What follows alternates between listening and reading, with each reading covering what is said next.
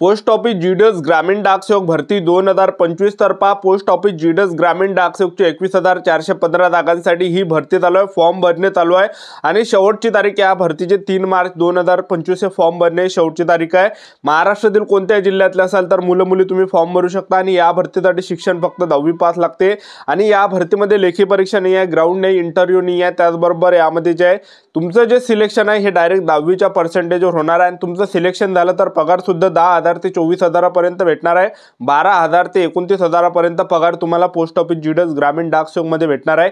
आणि भरपूर विद्यार्थ्यांचे वारंवार एकच कमेंट होती की सर पोस्ट ऑफिस जीडीएस ग्रामीण डाक सेवक भरतीला फॉर्म भरताना कोणत्या जिल्ह्यामध्ये फॉर्म टाकायचा आहे, असे भरपूर विद्यार्थ्यांचे कमेंट होते की सर मला 90% च्या वरती पर्सेंटेज आहे, सर मला 80% च्या वरती पर्सेंटेज आहे, सर मला 70% च्या वरती पर्सेंटेज आहे, सर मला 60% च्या वरती पर्सेंटेज आहे, सर मला 50% च्या वरती पर्सेंटेज आहे, कोणत्या जिल्ह्यामध्ये फॉर्म भरू, असे भरपूर विद्यार्थ्यांचे वारंवार एकच कमेंट होते। संपूर्ण माहिती तुम्हाला आजच्या व्हिडिओच्या माध्यमातून सांगणार आहे। पोस्ट ऑफिस जीडीएस ग्रामीण डाक सेवक भरतीचा फॉर्म कोणत्या जिल्ह्यामध्ये आपल्याला भरायचा आहे याबद्दल तर आजचा व्हिडिओ खूप महत्त्वाचा होणार आहे। व्हिडिओ शेवटपर्यंत बघा आणि व्हिडिओला आताच लाईक करा।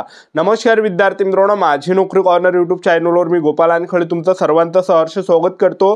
तर मित्रांनो, व्हिडिओचा थंबनेल बघून तुमच्या लक्षात आलं असेल की आपला व्हिडिओ कोणत्या टॉपिकवर होणार आहे। व्हिडिओ सुरू करण्याच्या आधी आपल्या यूट्यूब चॅनलला सबस्क्राइब करा जेणेकरून प्रत्येक भरतीचे अपडेट तुमच्यापर्यंत सर्वात आधी पोहोचेल। जास्त करून पोस्ट ऑफिस जीडीएस ग्रामीण डाक सेवक भरतीच्या रिलेटेड जास्त व्हिडिओ आपल्या चॅनलवर अपलोड करत असतो आणि 10वी 12वी पास भरतीच्या रिलेटेड जास्त व्हिडिओ आपल्या चॅनलवर अपलोड करत असतो। 10वी मध्ये तुम्हाला किती पर्सेंटेज आहे हे या व्हिडिओ खाली नक्की कमेंट बॉक्स मध्ये लिहा जेणेकरून मला सुद्धा वाटणार आहे की मुलांना या ठिकाणी किती पर्सेंटेज आहे। तर तुम्हाला 10वी मध्ये किती पर्सेंटेज होते तर या व्हिडिओ खाली तुम्हाला कमेंट बॉक्स मध्ये लिहायचं आहे, ठीक आहे। तर आता पहा विद्यार्थी मित्रांनो, पोस्ट ऑफिस जीडीएस ग्रामीण डाक सेवकच्या 21,413 जागांसाठी ही भरती चालू आहे, ठीक आहे। आणि आपल्याला फॉर्म भरताना बरोबर चांगल्या पद्धतीने आपल्याला या ठिकाणी फॉर्म टाकायचा आणि सर्वात ठिकाणी प्रेफरन्स आपल्याला द्यायचा आहे। तर आता आपल्याला फॉर्म कुठे भरायचा आहे तर असे भरपूर विद्यार्थ्यांचे कमेंट होते। सिलेक्शन जर तुम्हाला घ्यायचं असेल तर तुम्हाला फॉर्म कुठे भरावा लागणार आहे तर पहा, तुम्हाला जर 90% च्या वरती जर पर्सेंटेज आहे, ठीक आहे, 90% च्या वरती तुम्हाला 10वी मध्ये पर्सेंटेज आहे तर सिलेक्शन तुमचं या ठिकाणी होऊ शकते। तर तुम्हाला चंद्रपूर डिव्हिजनलाच फॉर्म टाकायचा आहे। ज्या पण विद्यार्थ्यांना 90 च्या वरती पर्सेंटेज आहे, सिलेक्शन जर तुम्हाला घ्यायचं असेल तर चंद्रपूर डिव्हिजन मध्ये तुम्ही फॉर्म टाका, ठीक आहे। आणि फॉर्म एकाच डिव्हिजनला टाकता येते, कारण की बरेच विद्यार्थ्यांचे कमेंट येत असते की सर मला चंद्रपूर मध्ये टाकत आहे, यवतमाळ मध्ये टाकत आहे, बुलढाण्यातही टाकत आहे, 2-3 ठिकाणी टाकत आहे, असं नाही आहे। एकाच तुम्हाला डिव्हिजनला टाकता येते, एक कोणतेही तुम्हाला निवडायचं आहे, ठीक आहे। तर हे या ठिकाणी जवळपास 34-35 डिव्हिजन पैकी एकच डिव्हिजन आपल्याला निवडायचा आहे। फॉर्म भरताना एकच डिव्हिजन मध्ये आपल्याला फॉर्म टाकायचा आहे। तर चंद्रपूर डिव्हिजन मध्ये तुम्हाला टाकायचं आहे। ज्या पण विद्यार्थ्यांना 90% च्या वरती पर्सेंटेज असेल, सिलेक्शन जर तुम्हाला घ्यायचं असेल तर चंद्रपूर डिव्हिजन मध्ये तुम्ही फॉर्म टाका, कारण की चंद्रपूर डिव्हिजन मध्ये 147 जागा या ठिकाणी आहे, ठीक आहे। ज्या विद्यार्थ्यांना 80% च्या वरती टक्के, ज्यांना 80% च्या वरती पर्सेंटेज आहे तर तुम्हाला फॉर्म कुठे टाकायचा आहे, एक तर तुम्ही यवतमाळला टाकू शकता किंवा मग तुम्ही या ठिकाणी रायगडला टाकू शकता किंवा मग तुम्ही या ठिकाणी रत्नागिरी डिव्हिजनला टाकू शकता। तर ह्या 3 डिव्हिजन पैकी एका डिव्हिजनला तुम्हाला टाकायचं आहे। ज्यांना सुद्धा 80% च्या वरती आहे तर रत्नागिरीला सुद्धा तुम्ही टाकू शकता। रत्नागिरीला 94 जागा ज्या की बऱ्यापैकी, आणि रायगडला सुद्धा बऱ्या जागा, 80 जागा आहे रायगडमध्ये। त्याचबरोबर यवतमाळला सुद्धा 67 जागा आहे, ठीक आहे। तर ह्या 3 पैकी जे तुम्हाला जवळ पडत असेल, जे तुम्हाला आवडत असेल तर त्या ठिकाणी तुम्ही फॉर्म टाकू शकता, ठीक आहे। ह्या 3 पैकी एकच डिव्हिजन मध्ये टाकायचं आहे, ठीक आहे। त्याचबरोबर आता ज्या विद्यार्थ्यांना 70% च्या वरती पर्सेंटेज तुम्हाला 10वी मध्ये असेल तर तुम्हाला फॉर्म कुठे टाकायचा आहे। ज्या पण विद्यार्थ्यांना 70 च्या वरती पर्सेंटेज आहे, एक तर तुम्हाला या ठिकाणी रत्नागिरीला तुम्ही टाकू शकता, 94 जागा आहे, किंवा मग तुम्ही या ठिकाणी रायगडला टाकू शकता, यामध्ये 80 जागा आहे, किंवा यवतमाळला टाकू शकता, 67 जागा आहे, किंवा मग तुम्ही अमरावतीला टाकू शकता, 62 जागा आहे, किंवा अकोल्याला तुम्ही टाकू शकता, 60 जागा आहे, किंवा मग तुम्ही या ठिकाणी जे यवतमाळला फॉर्म टाकू शकता, 67 जागा या ठिकाणी आहे, ठीक आहे।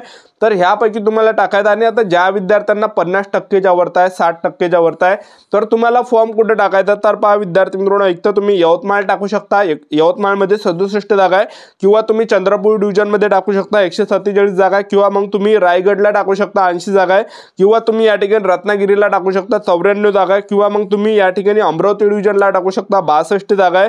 त्याचबरोबर तुम्ही या ठिकाणी अकोला डिव्हिजनला फॉर्म टाकू शकता 60 जागा आहे। तर यापैकी तुम्हाला फॉर्म टाकायचा आहे, ठीक आहे। तर कट ऑफ जे विद्यार्थी मित्रांनो, कधी कट ऑफ कमी लागते, कट ऑफ कधी जास्त लागते, मी तुम्हाला असं कोण सांगू राहिलो। कट ऑफ जे विद्यार्थी मित्रांनो पोस्ट ऑफिस जीडीएस ग्रामीण डाक सेवकवर आहे तर त्यांच्या हाती आहे ते कट ऑफ लावणं, कमी कट ऑफ लावणं, जास्त कट ऑफ लावणं, ठीक आहे. ज्या ठिकाणी कमी अर्ध येणार आहे, ज्या ठिकाणी कमी ज्यांना टक्के आहे असे त्या ठिकाणी अर्ध येणार आहे, तर नक्की तुमचं त्या ठिकाणी सिलेक्शन होऊ शकते, लक्षात ठेवा.